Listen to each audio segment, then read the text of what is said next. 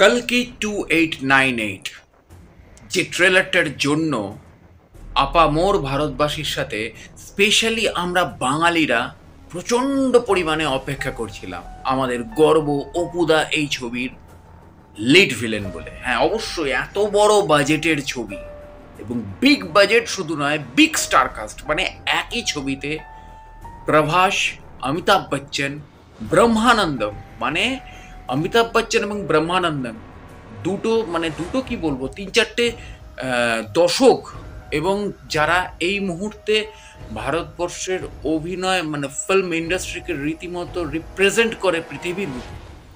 কারণ এবং শুধু তাই নয়, মানে ফিনান্সিয়াল দিক থেকেও, মানে বিশ্বের যে কটা বিলিয়নিয়ার অ্যাক্টর রয়েছে তাদের মধ্যেও যে দুজনের নাম আসে, সেই অমিতাভ বচ্চন এবং ব্রহ্মানন্দম দুজনে একসাথে। তার পাশাপাশি প্রভাস, তার পাশাপাশি দীপিকা পাড়ুকোন, তার পাশাপাশি আমাদের শাশ্বত চট্টোপাধ্যায় অর্থাৎ অপুদা লিড ভিলেন। তো এক্স্যাক্টলি কালকি 2898 এই ছবিটা যে খুব স্পেশাল হতে চাচ্ছে বাঙালির কাছে, সেটা আর বলার অপেক্ষা রাখে না। বাঙালির কাছে মাচ অ্যাভেটেড ফিল্ম। এবং তার সাথে সাথে আরও একটা জিনিস কি, এই কালকি 2898 এমন একটা সময়ের গল্প বলছে যখন কিন্তু সেই মানে যে গল্প 2009 সালে জেমস ক্যামেরুন অ্যাভাটারের মাধ্যমে বানিয়ে দিয়ে গেছে। কারণ আমার মনে আছে 2009 সালে অ্যাভাটার যখন ফুল স্ক্রিনে সিনেমা হলে বসে আমি দেখে বাড়িতে ফিরেছিলাম, সারা রাস্তা একটা ট্রমাটাইজড হয়ে ফিরেছিলাম। এবং খুব অদ্ভুত দিন আমি অ্যাভাটার দেখেছিলাম 31শে ডিসেম্বর 2009-এর 30শে ডিসেম্বর 2009-এর রাত্রে। আর একটা দিন বাকি ছিল বছরের পরিবর্তন হতে, আর সেই সময় একটা 2012-র একটা সাসপেন্স চলছিল মার্কেটে। তো যাই হোক, হোয়াট এভার। তো বাড়িতে ফিরে এসে আমি খুব ট্রমাটাইজ ছিলাম, মানে কি দেখলাম, এবং পৃথিবী যদি এরকমভাবে পরিবর্তন হয়ে যায় তখন আমাদের অন্য গ্রহে কীভাবে আমরা রিপ্লেস হব, কীভাবে আমরা যাব। কেননা সেই বছর 2012 এবং অ্যাভাটার দুটো পরপর রিলিজ করেছিল। এবং মানে 2012 বলতে সিনেমা 2012। তো এক্স্যাক্টলি সেই জায়গা থেকে দাঁড়িয়ে খুব ট্রমাটাইজ ছিলাম যে কি দেখলাম, কি দেখলাম। এবং এটা মানে পৃথিবীর যদি একটা সময় জল শূন্য হয়ে যায়, যে পৃথিবী থেকে একটা সময় যদি সত্যি সম্পদ সব হারিয়ে যায়, মানে পৃথিবীর যেগুলো সম্পদ, যেগুলোকে আমরা আজকে ভোগ করছি, যেগুলোকে ভোগ করে আমরা বেঁচে আছি, যেগুলোকে আমরা প্রতিদিন কাটাছেড়া করছি, যেগুলোকে আমরা আমাদের ইচ্ছা মতন, আমাদের নিজেদের সুবিধা মতন, নিজেদের মতন করে ভাগ বাটোয়ারা করে নিচ্ছি। ইভেন আমরা অন্তরিক্ষে যে মহাযানগুলো পাঠাচ্ছি, সেখানে গিয়ে আমরা যেসব গ্রহগুলোর মধ্যে তাদের খনিজ পদার্থগুলোকে আবিষ্কার করছি, সেগুলো নিয়েও ভাগ বাটোয়ারা মানে করে নিচ্ছি আমরা। এগুলো তো একটা সময় শেষ আছে। কারণ এগুলো তো নেচার, এগুলো তো প্রকৃতি আমাদেরকে দিয়েছিল আমাদের বেঁচে থাকার জন্য। আমরা সেগুলোকে আমাদের সম্পদ তৈরি করার জন্য ব্যবহার করে নিয়েছি। তো এক্স্যাক্টলি সেই গল্প জেমস ক্যামেরুনও বলেছিল। 2012 একটা বিরাট বড় ডিজাস্টার দেখিয়েছিল। আর সেই সময় ওই বললাম না, সেই সময় একটা ঘটনা চলছিল 2012-তে পৃথিবী ধ্বংস হয়ে যাবে।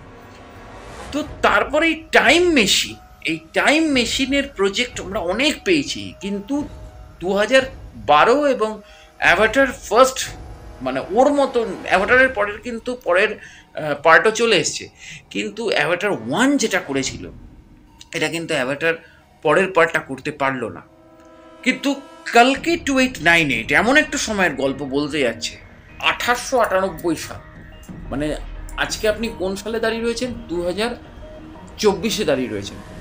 তো 2024-এ দাঁড়িয়ে রয়েছেন এবং হিন্দু শাস্ত্র মতে কলিযুগ এখনো অনেক বছর চলবে, মানে কয়েক লক্ষ বছর চলবে। তারপরে কালকি আসবে।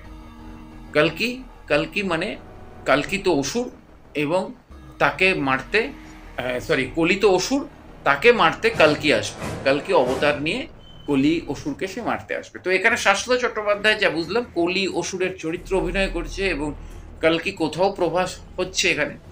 এবং আমি যে বললাম না, একই ছবিতে, মানে এটা একটা বিরাট বড় পাওনা বাঙালির কাছে, এটা একটা বিরাট বড় পাওনা। একই ছবিতে অমিতাভ বচ্চন, ব্রহ্মানন্দম এবং শাশ্বত চট্টোপাধ্যায়, এইটা বাঙালির কাছে একটা বড় প্রাপ্তি। মানে দুই দিকপাল, অমিতাভ বচ্চন এবং ব্রহ্মানন্দম, তার সাথে শাশ্বত চট্টোপাধ্যায়ের অভিনয়, এটা একটা ইতিহাস তৈরি করে দিয়ে গেল। অবশ্যই বাঙালির ফিল্ম ইন্ডাস্ট্রির বা বাঙালির অভিনয়ের জগতে এটা একটা ইতিহাস তৈরি করে দিয়ে গেল। অমিতাভ বচ্চন ব্রহ্মানন্দনের সাথে শাশ্বত চট্টোপাধ্যায়ের নামটা সারা জীবন উচ্চারিত হবে এই ছবিটাকে কেন্দ্র করে।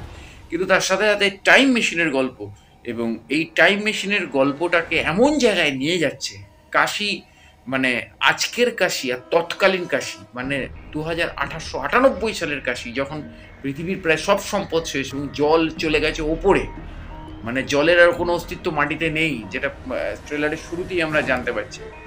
আপনার যদি খুব ভালো করে এই সিনেমাটাকে যদি সেরকমভাবে, জানি না সিনেমা কি বানাতে চলেছে, কেননা এরকম অনেক প্রজেক্টই আছে প্রবাসীর জীবনে যেগুলো ট্রেলারে মারাত্মক ভালো লেগেছিল, কিন্তু গোটা সিনেমা হলে আসার পর সেটা একটা ডিজাস্টার তৈরি হয়ে গেছে। সেটা আমরা সাহোর ক্ষেত্রেও দেখেছিলাম, সেটার আমরা রাধে কৃষ্ণ না কি যেন আমার একটা সিনেমা বেরোলো, নামটা ভুলে গেলাম, সেই ক্ষেত্রেও দেখেছিলাম। সেটা আমরা গত বছর আদিপুরুষের ক্ষেত্রেও দেখেছিলাম, বাপরে বাপ। তো এক্স্যাক্টলি কিন্তু অবশ্যই প্রভাসের সালার কিন্তু আমাদেরকে বিফল মনোরথ করেনি, কিন্তু এটাও ভুলে গেলে চলবে না, সালার কিন্তু প্রভাসের সাথে সাথে প্রকাশ নীলেরও ছবি ছিল। তো এক্স্যাক্টলি সেই জায়গা থেকে দাঁড়িয়ে কালকি 2898 একটা এক্সপেকটেশন তৈরি করে দিয়ে গেল ট্রেলারটা। অবশ্যই ডিরেক্টর প্রডিউসার টিমকে একটা আলাদা থ্যাঙ্কস, কারণ হোমেবেল ফিল্মস নয়, হোমেবেল ফিল্মস এই ধরনের প্রজেক্ট করার জন্য হোমেবেল ফিল্মস বিখ্যাত, যেমন টিভিএফ মধ্যবিত্ত গল্প বলার জন্য বিখ্যাত, পঞ্চায়েত বলুন, সন্দীপ ভাইয়া বলুন, বা গোলাটি বলুন, এইসব ধরনের ছবিগুলো করার জন্য বিখ্যাত। ঠিক তেমন হোমেবেল ফিল্মস একটা ডিফারেন্ট ইউনিভার্সের গল্প বলার জন্য বিখ্যাত। কিন্তু সেখানে দাঁড়িয়ে হোমেবেল ফিল্মসের বাইরে গিয়ে এই যে ছবিটা তৈরি হচ্ছে কালকি 2898, এটা যে একটা আলাদা ইউনিভার্সের গল্প বলছে, এটাই বেশ ভালো লাগছে। এবং অবশ্যই অবশ্যই অবশ্যই বাঙালির কাছে খুব স্পেশাল ছবি হতে চলেছে, এবং ট্রেলারটা দেখে খুব ভালো লাগলো, খুব ভালো লাগলো, খুব ভালো লাগলো। অবশ্যই অপুদারকে এরকম জায়গায় দেখে সত্যি খুব ভালো লাগলো।